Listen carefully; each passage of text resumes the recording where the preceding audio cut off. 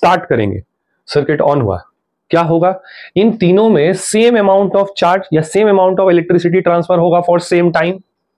समझना बात को कि जैसे हम सर्किट ऑन किए, 1 फराडे चार्ज कितना होता है, 1 faraday is equal to 96500 coulomb. इसीलिए ये नंबर लिखा जा रहा था इससे पहले, कौन सा नंबर, ये 965। हेलो एवरीवन, तो हम लोग पिछले क्लास में पढ़ रहे थे इलेक्ट्रोलाइसिस, ठीक है, इलेक्ट्रोकेमिस्ट्री चैप्टर है अपना, क्लास 12 फिजिकल केमिस्ट्री से, और हम लोग पढ़ाई क्या कर रहे थे, इलेक्ट्रोलाइसिस।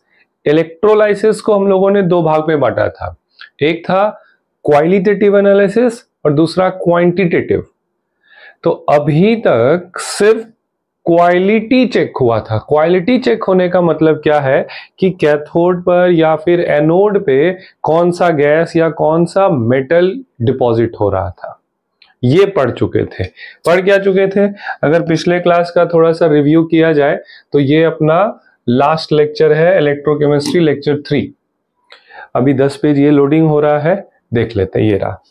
तो हम लोगों ने इस तरह से इलेक्ट्रोलाइसिस क्या था, स्प्लिटिंग बाय इलेक्ट्रिसिटी, NaCl, ये इस तरह का सेटअप था। ये सब बात हम लोग कर चुके थे, NCERT को सामने रखे थे, ये पूरा जो है पेज NCERT का है, ठीक है, इलेक्ट्रोलाइटिक सेल एंड इलेक्ट्रोलाइसिस। एकदम इसको ध्यान में रखते हुए हम लोगों ने कुछ एग्जाम्पल्स देखा था, जैसे एग्जाम्पल क्या, सोडियम, मैग्नीशियम और एल्युमिनियम के इलेक्ट्रोलाइट्स का इलेक्ट्रोलाइसिस देखा था। क्लियर है। फिर क्या आ रहा था इलेक्ट्रोलाइसिस टॉपिक में, क्वालिटेटिव एनालिसिस, क्वालिटी चेक करना था। क्वालिटी चेक करने का मतलब कि ये एनोड है, कैथोड है, एनोड पे ऑक्सीडेशन होता है, कैथोड पे रिडक्शन। तो जब ये ऑक्सीडेशन या रिडक्शन होगा तो कौन से गैस और कौन से मेटल्स आते हैं, यही क्वालिटी चेक है। क्लियर। फिर कुछ एग्जांपल्स हम लोग डिस्कस किए थे। जब ये सब हो चुका था, फिर अपने पास टॉपिक आएगा, हमारे पास टॉपिक आता है क्वांटिटेटिव एनालिसिस, क्वांटिटी चेक करना है। क्या बात है अपने पास, क्वांटिटेटिव, एक second, quantitative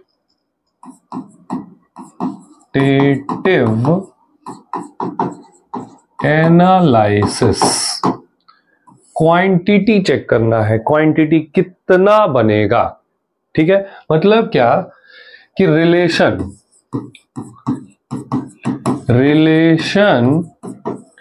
between charge and mass, थोड़ा सा ध्यान देना है इसको कि चार्ज और मास, ये दोनों में, किसमें, चार्ज में और मास में कितना चार्ज हम ट्रांसफर कर रहे हैं इलेक्ट्रोलाइसिस के समय, और कितना मास ऑफ सब्सटेंस डिपॉजिट हुआ या कितना वॉल्यूम ऑफ गैस इवॉल्व हुआ, ये कौन बताएगा।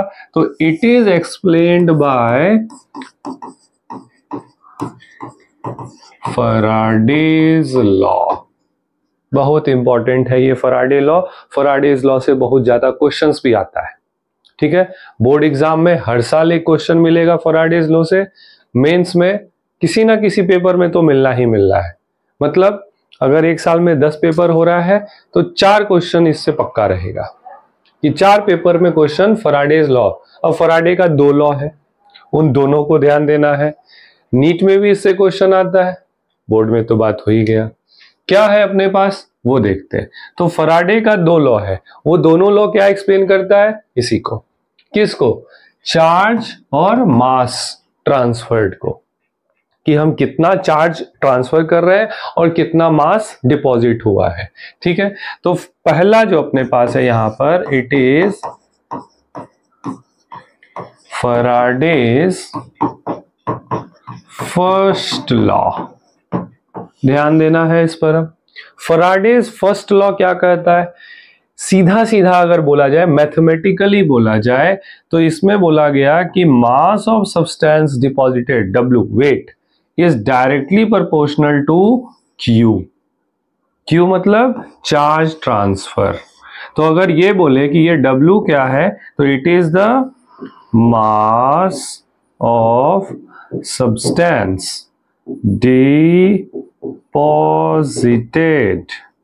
और ये Q क्या हो गया अपने पास, चार्ज। चार्ज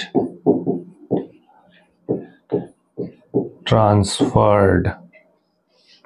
ये दो टर्म्स हैं कि mass of substance deposited, charge transfer. ये कौन कहता है? अपना फैराडेज लॉ। वो क्या है? Directly proportional. मतलब सीधी सीधी बात है कि amount of substance deposited at respective electrode is directly proportional to the charge transfer. जितना ज्यादा चार्ज ट्रांसफर करेंगे उतना ज्यादा हमारा क्या होगा? मास ऑफ सब्सटेंस डिपॉजिट होगा। अब ठीक है, यहां तक तो ओके है। चार्ज को हम लोग और कैसे एक्सप्लेन करते हैं? तो ऐसा पढ़ा गया है कि Q charge is equals to current into time. ये क्या है? करंट, अपना करंट का यूनिट एम्पियर, और यहां पर टाइम का जो यूनिट लिया जाएगा वो सेकंड, और ये एम्पियर में लिया जाएगा।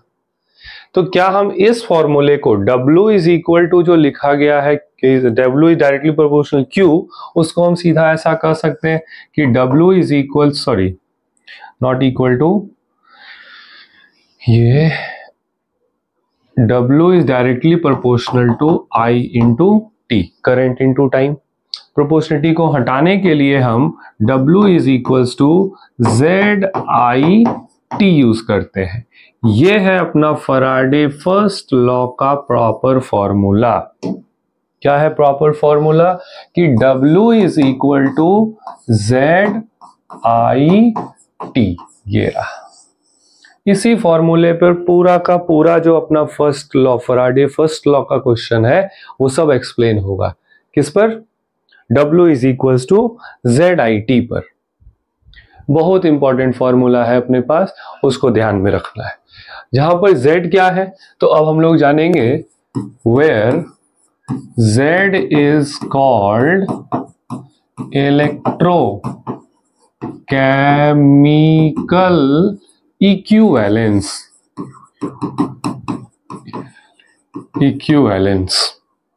और W, ये Z होता क्या है? W is equal to equivalent mass by 96500। ये है। मतलब जहां भी, जिस भी फॉर्मूला में हमको ये पुट करना है, तो हम क्या कहेंगे? W is equals to equivalent mass या फिर weight by 96500 into I, current into time. ये रहा, इसको लगा देना है। ये किसके लिए काम करेगा? मास। कितना मास डिपॉजिट? अब ये इक्विवेलेंट मास क्या है? जो भी मेटल डिपॉजिट हो रहा है, ठीक है, या जो भी गैस इवॉल्व हो रहा है, उसका इक्विवेलेंट मास। जैसे क्या, मान लेते हैं कोई रिएक्शन हुआ, जैसे हम लोग इलेक्ट्रोलाइसिस में पढ़े भी थे कि NaCl लिक्विड अगर मोल्टेन ले रहे हैं तो वहां से हमको sodium solid plus chlorine gas evolve हुआ था। ठीक है, अब इस रिएक्शन में ये आ रहा था अपना कैथोड पर और ये आ रहा था एनोड पर। तो कैथोड पे कौन डिपॉजिट हुआ? सोडियम। कितना डिपॉजिट होगा वो किस पे डिपेंड करेगा? कि कितना चार्ज ट्रांसफर हुआ। जो फॉर्मूला में इसको लाएंगे तो हम क्या लिखेंगे? ZIT। कि 10 मिनट तक अगर हम करंट पास करते हैं, 10 मिनट, और करंट का क्वांटिटी भी दिया हुआ है कि हाँ इतना एम्पियर करंट है, तो बताइए कितना सोडियम, कितना ग्राम सोडियम डिपॉजिट हुआ।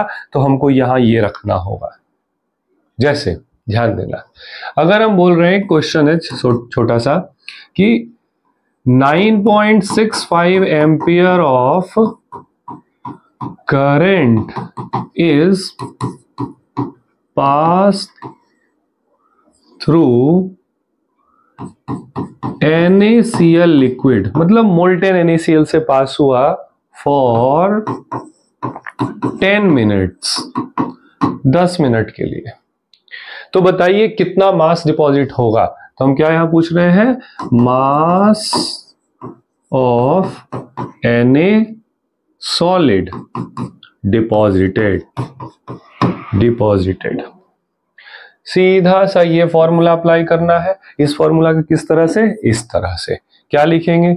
हम लिखेंगे W इज इक्वल टू, किसका इक्विवेलेंट मास रखना होगा? सोडियम का, क्योंकि सोडियम डिपॉजिट हो रहा है। अब सोडियम का इक्विवेलेंट मास क्या आएगा?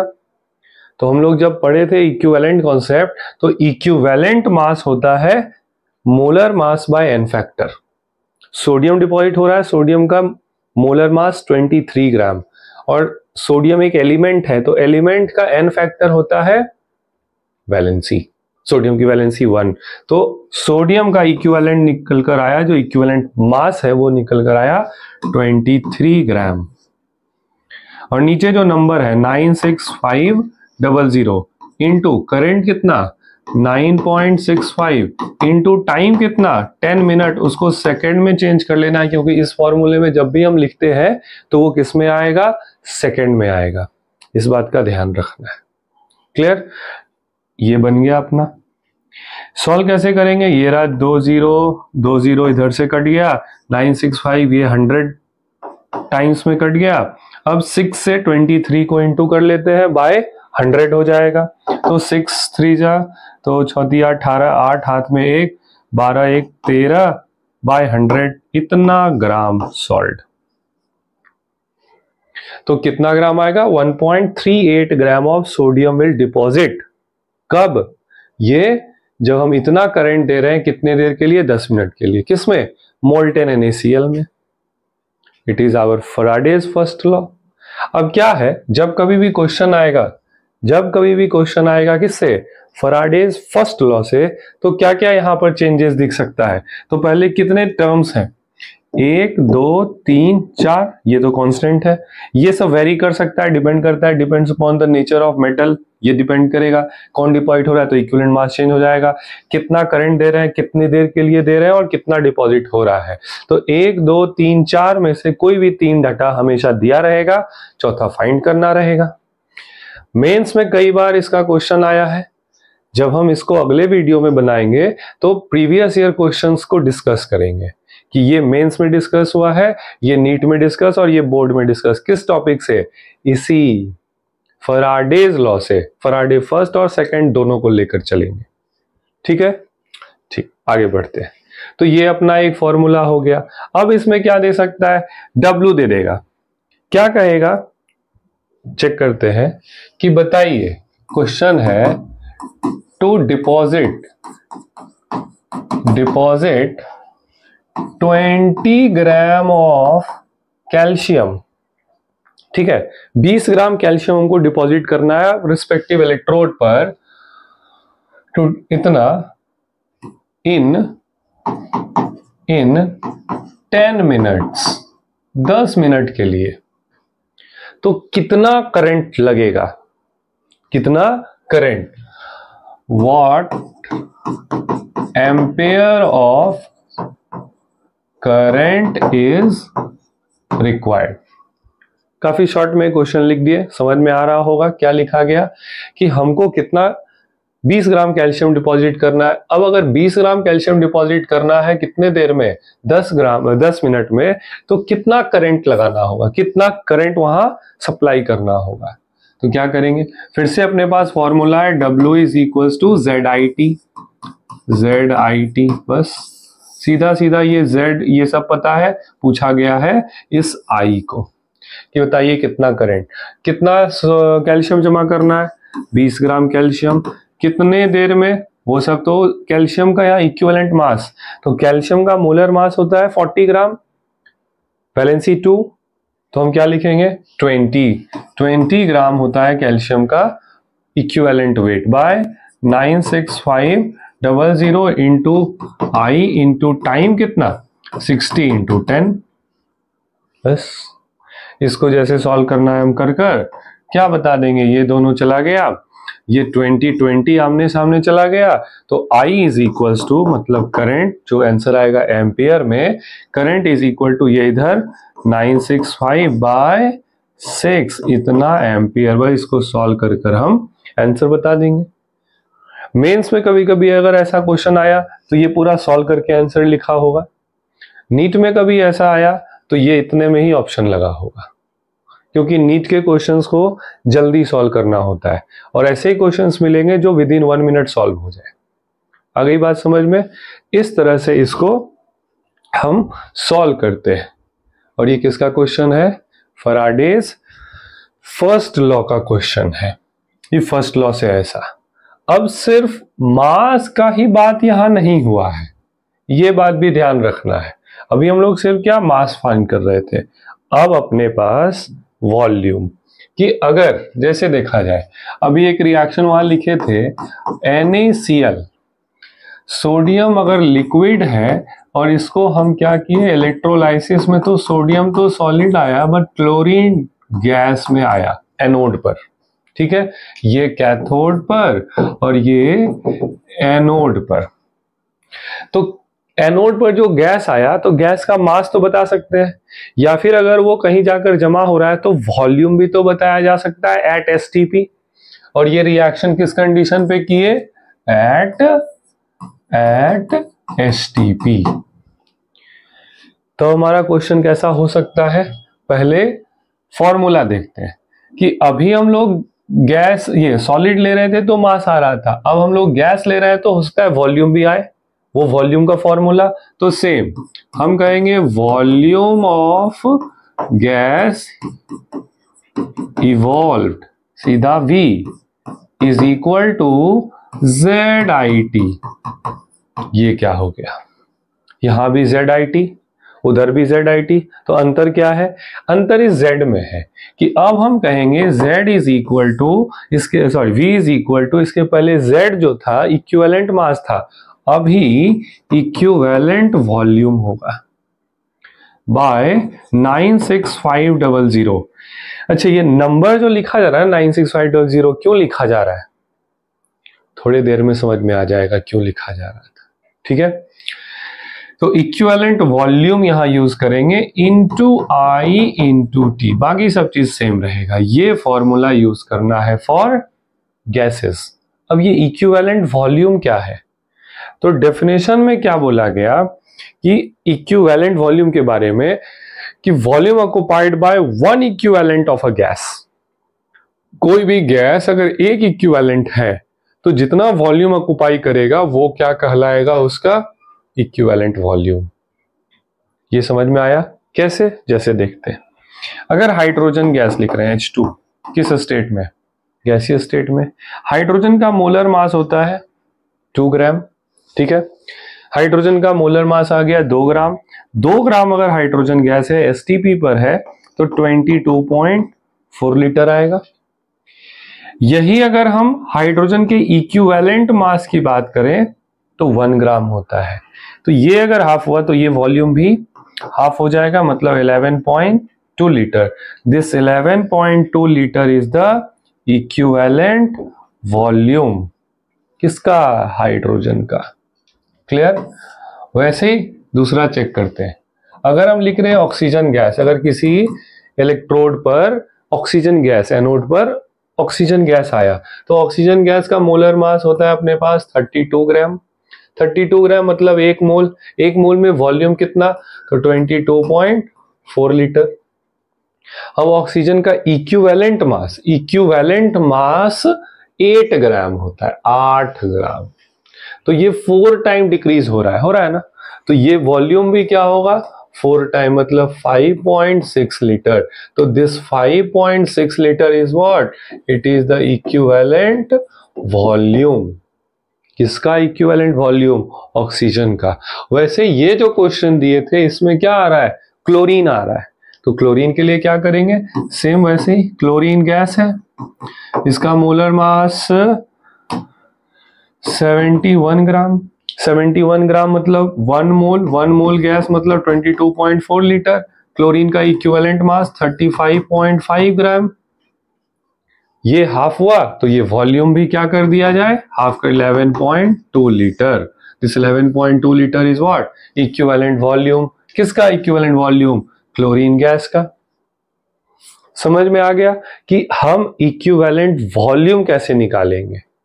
अब अगर क्वेश्चन रहा कुछ इस तरह से, यहीं पर देख लेते हैं क्वेश्चन भी, कि क्वेश्चन रहा कि ये रहा, यही सेम रिएक्शन है एकदम, जस्ट ऐसा वाला ही रिएक्शन है। क्लियर, हम मान लेते हैं कि यही रिएक्शन है, कि ये अपना रिएक्शन क्वेश्चन है कि यहां पर ये हो रहा है। ठीक है, क्या हो रहा है इसमें उसको देख लेते हैं। तो यहां बोला गया, ध्यान देना थोड़ा, कि ये रिएक्शन किया गया फॉर 10 मिनट, 10 मिनट के लिए, और कितना करंट पास कराया गया, करंट भी हम लिख देते हैं 9.65 एम्पियर। तो वॉल्यूम बोला आप क्वेश्चन में, volume of Cl2 gas produced या इवॉल्व्ड, कितना वॉल्यूम क्लोरीन गैस का प्रोड्यूस होगा या इवॉल्व होगा। क्या करेंगे इस क्वेश्चन में, ये रहा क्लोरीन गैस का इक्विवेलेंट वॉल्यूम और ये रहा फॉर्मूला। ये क्वेश्चन है कि क्लोरीन कितना, कब, जब 10 मिनट के लिए इलेक्ट्रोलाइसिस चला 9.65 एम्पियर करंट के साथ, तो बताइए कितना वॉल्यूम ऑफ गैस आएगा। तो हम सीधा लिखेंगे क्या, volume V is equal to 11.2 by 96500 into current 9.65 into time 10 into 60। आई बात समझ में।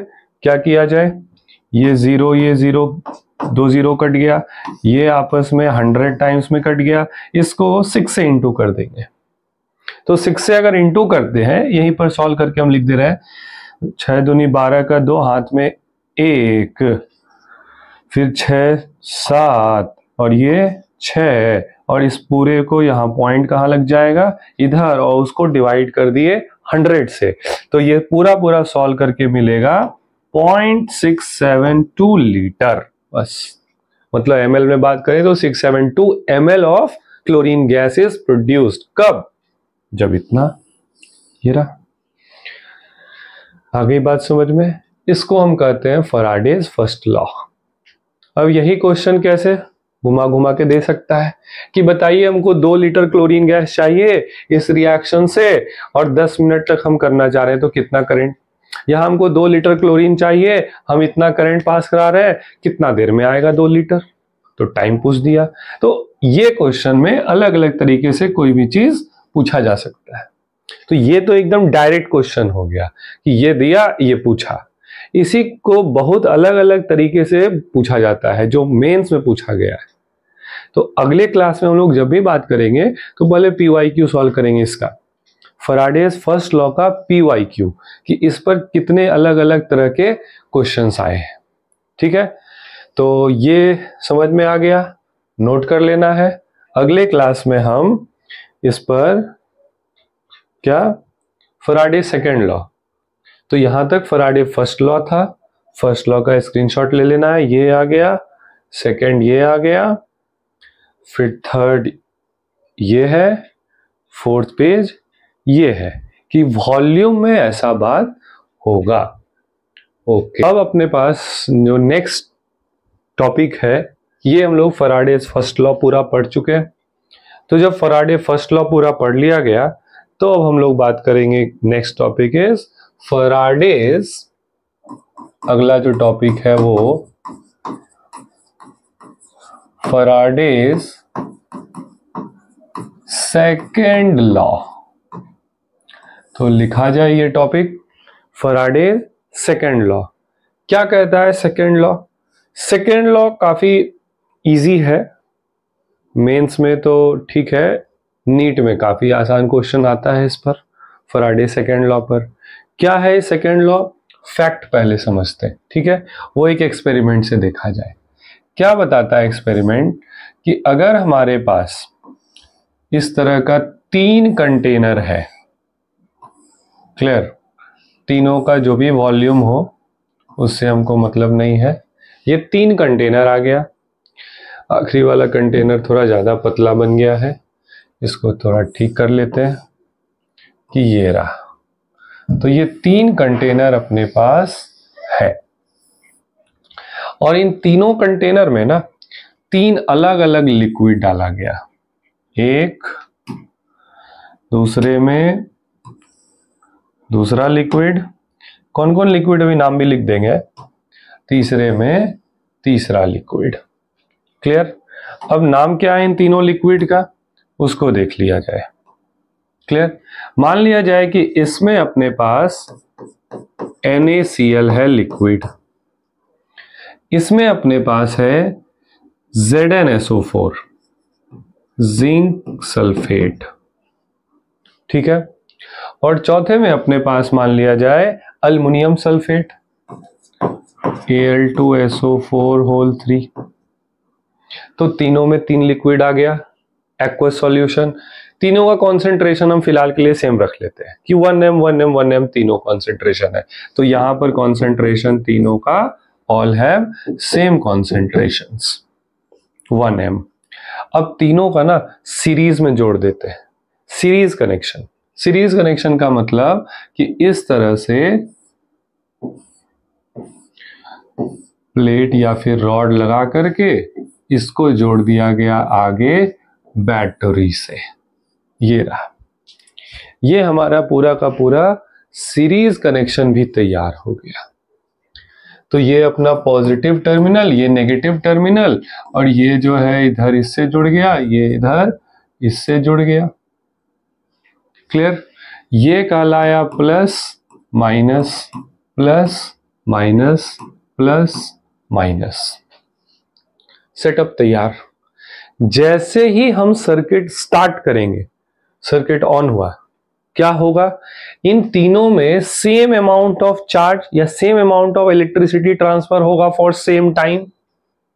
समझना बात को कि जैसे हम सर्किट ऑन किए, Q जो है अपना चार्ज वो सब में इक्वल डिस्ट्रीब्यूट होगा, और जैसे इक्वल डिस्ट्रीब्यूट का मतलब करंट इनटू टाइम, ये सेम समय के लिए सेम इलेक्ट्रिसिटी ट्रांसफर हो रहा है, मतलब सेम चार्ज ट्रांसफर हो रहा है।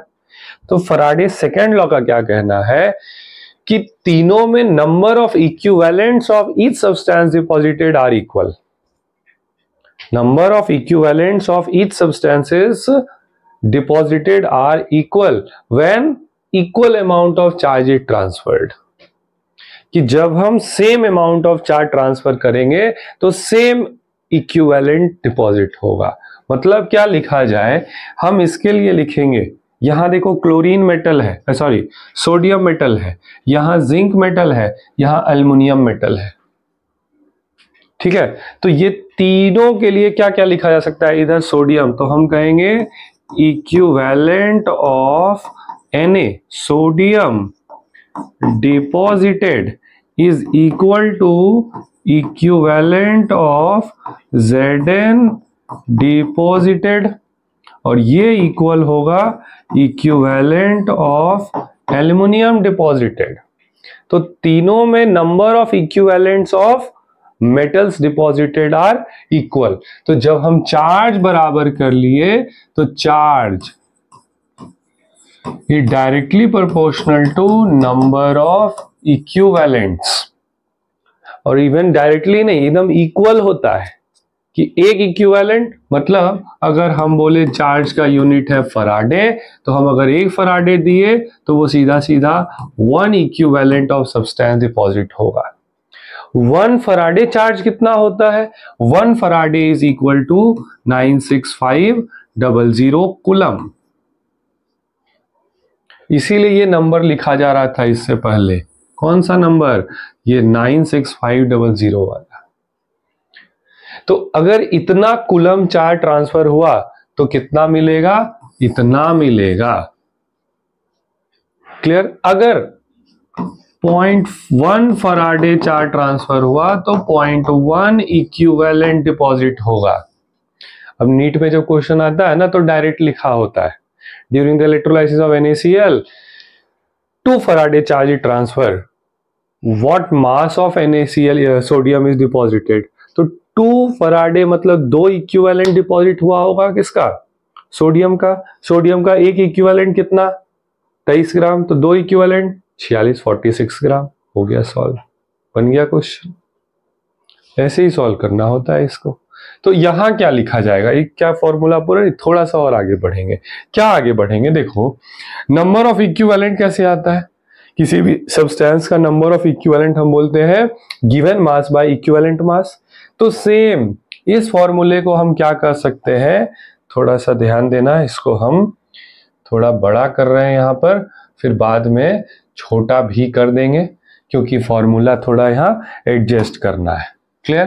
क्या लिखेंगे वो ध्यान देना। हम कहेंगे mass of Na deposited by equivalent mass of Na।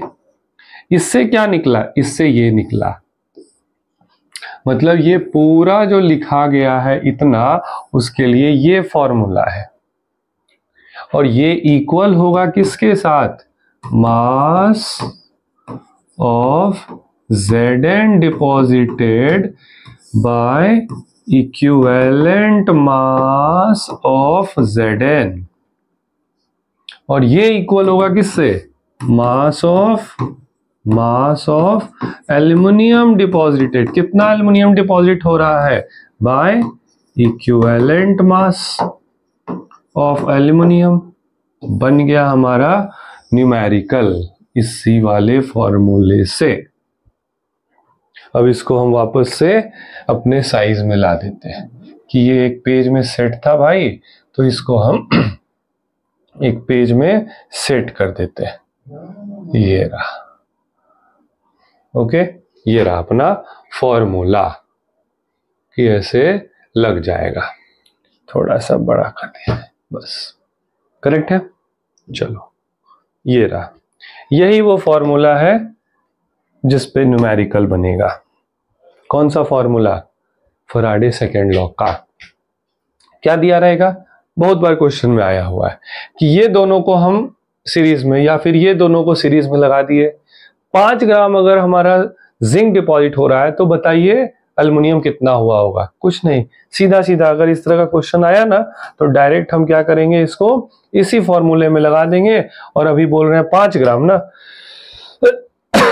तो जैसे ही 5 ग्राम बोला गया तो हम कहेंगे क्या? ये रहा वो फॉर्मूला कि 5 ग्राम, ये रहा कि जिंक अगर 5 ग्राम डिपॉजिट हो रहा है, जिंक अगर 5 ग्राम डिपॉजिट हो रहा है तो जिंक का इक्विवेलेंट मास हो जाता है मोलर मास 65/2, वैलेंसी 2 है, तो हम कहेंगे 32.5। ये इक्वल हो गया किससे? एल्युमिनियम। एल्युमिनियम कितना डिपॉजिट होगा? वो W मान लेते हैं बाय 9। बस इसको सॉल्व करेंगे, W आंसर आ गया। काफी आसान है फैराडे सेकेंड लॉ में भी काम करना। पता चल गया कैसे सॉल्व होता है फैराडे फर्स्ट लॉ और फैराडे सेकेंड लॉ का क्वेश्चन। तो ये हमारे पास बेसिक थिंग है किसके लिए?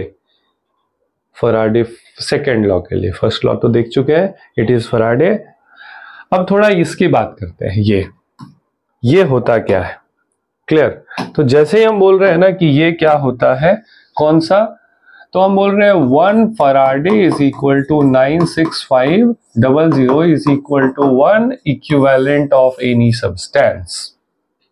मीन्स, है ना, इसको समझना। मीन्स अगर हम बोल रहे हैं 1 इक्विवेलेंट, क्या बोला गया? 1 इक्विवेलेंट, इसका मतलब अगर हम बोल रहे हैं 1 इक्विवेलेंट ऑफ अ सब्सटेंस, फिर लिखेंगे मीन्स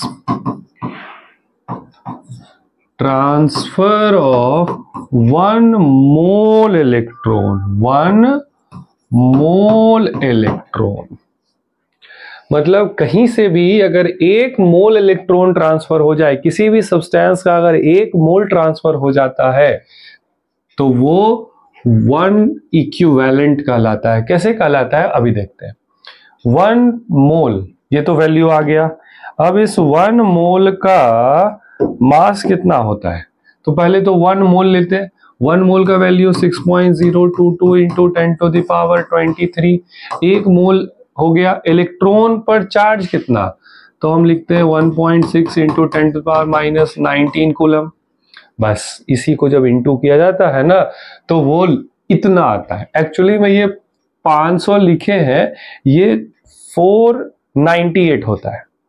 2 कम है 500 में, तो 500 डायरेक्ट पुट कर लिया जाए तो हम सीधा सीधा क्या लिखते हैं? 96500 coulomb, which is equal to 1 faraday. मतलब किसी भी सब्सटेंस से अगर 1 मोल इलेक्ट्रॉन ट्रांसफर हो गया तो 1 फैराडे चार्ज ट्रांसफर हो जाएगा। और अगर एक फराडे चार्ज ट्रांसफर हुआ तो उस एक फराडे चार्ज ट्रांसफर करने के लिए जिस सब्सटेंस को जितना मास लगा वो उसका इक्विवेलेंट मास, मतलब it is equal to 1 equivalent. यही है कॉन्सेप्ट ऑफ इक्विवेलेंस का मतलब कि अगर एक फराडे चार्ज, जैसे सोडियम को लेते हैं, अब देखो कुछ एग्जांपल की बात कर लेते हैं। अगर हमारे पास सोडियम है, इसका एटॉमिक नंबर 11, कॉन्फ़िगरेशन सिंपल वाला कॉन्फ़िगरेशन 281, तो अगर इसका एक एटम लेते हैं, 1 एटम, तो ये एक इलेक्ट्रॉन ट्रांसफर करेगा और क्या बनेगा, सोडियम आयन बनेगा। तो एक एटम से एक इलेक्ट्रॉन मिला। इस वाले डेफिनेशन में कितना इलेक्ट्रॉन चाहिए, ये देखो 1 मोल इलेक्ट्रॉन चाहिए। तो 1 मोल एटम ले लेते हैं हम, पूरा पूरा 1 मोल, तो उससे हमको 1 मोल इलेक्ट्रॉन मिल जाएगा जो इस डेफिनेशन में लिखा हुआ है। तो 1 मोल एटम लिया गया तो 1 मोल इलेक्ट्रॉन ट्रांसफर हो गया। अब अगर 1 मोल इलेक्ट्रॉन ट्रांसफर हो गया मतलब इतना चार्ज ट्रांसफर हो गया, इतना चार्ज ट्रांसफर हो गया तो वो एक फराडे के बराबर है, जिसको हम 1 इक्विवेलेंट कहेंगे। तो 1 इक्विवेलेंट सोडियम के लिए कितना, 1 मोल एटम लगा, मतलब 1 मोल सोडियम लगा। 1 मोल सोडियम का मास होता है 23 ग्राम। तो this 23 gram is what, equivalent weight of sodium. कुछ समझ में आया? अगर आया तो थोड़ा सा और इसको आगे बढ़ाते हैं, ठीक है? क्या बढ़ाते हैं? सोडियम तो 23 ग्राम में 1 मोल इलेक्ट्रॉन ट्रांसफर कर रहा है, इसकी जगह अगर मैग्नीशियम ले लेते हैं, 12 एटॉमिक नंबर है, कॉन्फ़िगरेशन 282, 2 इलेक्ट्रॉन ट्रांसफर करता है और ये मैग्नीशियम 2+ बनता है। ध्यान देना, अब मैग्नीशियम का एटॉमिक नंबर है अपने पास 12, ये सब लिख दिया गया। 1 एटम अगर लेते हैं, एक एटम, तो ये कितना इलेक्ट्रॉन, 2 इलेक्ट्रॉन ट्रांसफर करेगा और ये बनाएगा। अगर ये सीधा सीधा 1 मोल ले ले तो ये तो 2 मोल ट्रांसफर करेगा। इस वाले डेफिनेशन में कितना था, 1 मोल इलेक्ट्रॉन था। तो 1 मोल इलेक्ट्रॉन, ये 2 मोल इलेक्ट्रॉन है, तो 1 मोल अगर हमको चाहिए, 1 मोल इलेक्ट्रॉन चाहिए, तो वो कहां से मिलेगा, तो ये 1 मोल से तो 2 मोल इलेक्ट्रॉन मिला, हमको 1 मोल इलेक्ट्रॉन चाहिए, वो 1 मोल मिलेगा इसके हाफ मोल एटम से। याद करो मैग्नीशियम का मोलर मास होता है 24 ग्राम, 24 ग्राम 1 मोल, यहां तो हाफ मोल है, हाफ मोल का मतलब 12 ग्राम। तो this 12 gram is what, equivalent weight, किसका, मैग्नीशियम का। इसीलिए जब हम भी कहीं भी चार्ज अगर अप्लाई कर रहे हैं, इसका मतलब इलेक्ट्रॉन ट्रांसफर हो रहा है। जब सेम चार्ज ट्रांसफर हो रहा है तो सेम इलेक्ट्रॉन ट्रांसफर होगा, सेम इलेक्ट्रॉन ट्रांसफर होने का मतलब सेम इक्विवेलेंट होगा। इसीलिए फराडे लॉ क्या कहता है कि सेकेंड लॉ, कि जब हम फराडे सेकेंड लॉ का यूज कर रहे हैं मींस सेम इक्विवेलेंट ट्रांसफर बराबर चार्ज बराबर इक्विवेलेंट। तो इक्विवेलेंट का सीधा सीधा रिलेशन किससे है, चार्ज से है, नंबर ऑफ इलेक्ट्रॉन से है। क्लियर? तो जो काम सोडियम 23 ग्राम में करेगा, 1 मोल इलेक्ट्रॉन ट्रांसफर करेगा, वही काम मैग्नीशियम 12 ग्राम। एल्युमिनियम ले लेते हैं तो एल्युमिनियम वही काम 9 ग्राम में कर देगा, क्योंकि 283 लास्ट में 3 इलेक्ट्रॉन ट्रांसफर हो जाता है, 1 मोल करके देख लेना, वही मिलेगा। ठीक है, तो ये अपने पास फराडे सेकेंड लॉ का पूरा क्या है, कॉन्सेप्ट है। तो ये हम लोग फराडे फर्स्ट लॉ और सेकेंड लॉ आज कर लिए, जिसको हमने क्या कहा, it is the concept of what, Faraday's first and second law. Clear? याद रहेगा, अगली क्लास में इन्हीं दोनों पर PYQ सॉल्व किया जाए। ठीक है, ओके, बाय।